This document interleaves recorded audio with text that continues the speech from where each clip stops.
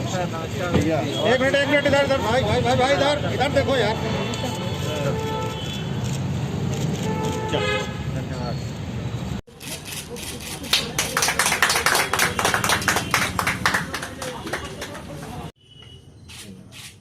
भाभी जी आएंगे 1 मिनट के लिए। भैया जरा महिला सुरक्षा और यूपी का लॉ एंड ऑर्डर लगातार डिटोरिएट होता जा रहा है। क्या आपको नहीं लगता कि सीएम योगी आदित्यनाथ लगातार फेल होते हुए नजर आ रहे हैं? बिल्कुल, देखिए जिस तरीके से आपने अभी बताया, जब सरकार बनी थी, मुख्यमंत्री योगी आदित्यनाथ जी ने शपथ ली थी, उस समय पे उन्होंने इस बात को स्पष्ट किया था कि प्रदेश की कानून व्यवस्था प्रथम पे देखी जाएगी, सबसे पहले उसी का संज्ञान लिया जाएगा। लेकिन जिस तरीके की स्थिति आज हो गई है, ऐसा लगता है कि हर दिन कोई ना कोई एक बहुत बड़ा विस्फोट इस प्रदेश के अंदर हो रहा है, चाहे वो हाथरस का कांड हो, चाहे वो बलिया की बात हो।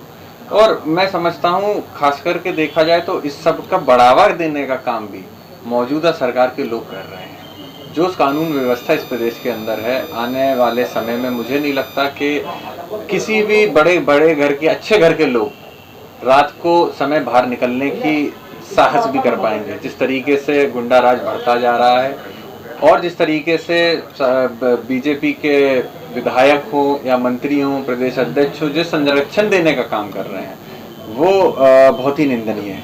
सर, 2022 के चुनाव आ रहे हैं, नजदीक हैं, तो प्रसपा की क्या रणनीति होगी और क्या कुछ मुद्दे होंगे जिसको लेकर प्रसपा आम जनता के बीच जाएगी? देखिए, सबसे पहले तो 2022 की हम लोग पूर्णतः तैयारी में जुट चुके हैं। हम लोगों की बैठक भी हुई, अभी पीछे कमेटी की बैठक हुई और हम लोगों ने इस को निर्णय लिया है कि हम लोग 2022 में फुल फोर्स के साथ मैदान में उतरेंगे। इसके लिए हमारे राष्ट्रीय अध्यक्ष जी ने पहले भी प्रयास किया है और आगे भी प्रयास करेंगे कि जितनी भी समाजवादी सोच के लोग हैं, सब लोग एकजुट होने का काम करें। बड़ी पार्टियां, छोटी पार्टियां, सेक्युलर पार्टियां जो हैं, वो एक साथ आने का काम करें और इस मुहिम में जो मौजूदा सरकार है उसको पिछाड़ने का काम करें। क्या एक बार फिर से महागठबंधन जैसी स्थिति बनेगी?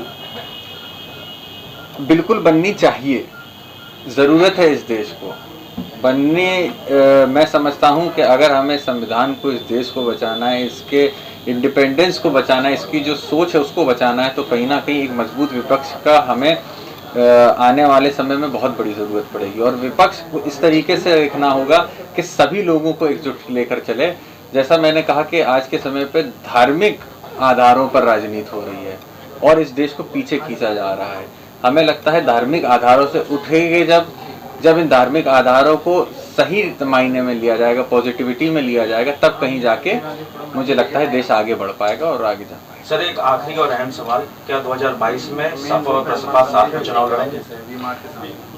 इसके लिए मैं समझता हूँ हमारी पार्टी ने माननीय राष्ट्रीय अध्यक्ष जी को पूरी तरीके से समर्थन दिया हुआ है कि वो अपनी स्वेच्छा से दूसरी पार्टियों से बात कर सकते हैं। हमारे नेता ने ये बात पहले भी क्लियर की है, सिर्फ समाजवादी पार्टी के लिए ही नहीं, सभी पार्टियों के लिए, तो सभी जितनी भी दूसरी पार्टियां हैं उनके लिए ये कहा है कि हम सबको एकजुट होने की ज़रूरत है। और जहाँ तक हमारे नेता का व्यक्तित्व है, आप जानते हैं कि उन्होंने दूसरी पार्टियों के लोगों की भी कभी मदद करने में पीछे नहीं हटे हैं, तो उनके अपने जो रिलेशन है, कहीं ना कहीं मैं समझता हूँ उससे भी इस प्रदेश को बहुत बड़ा लाभ होगा।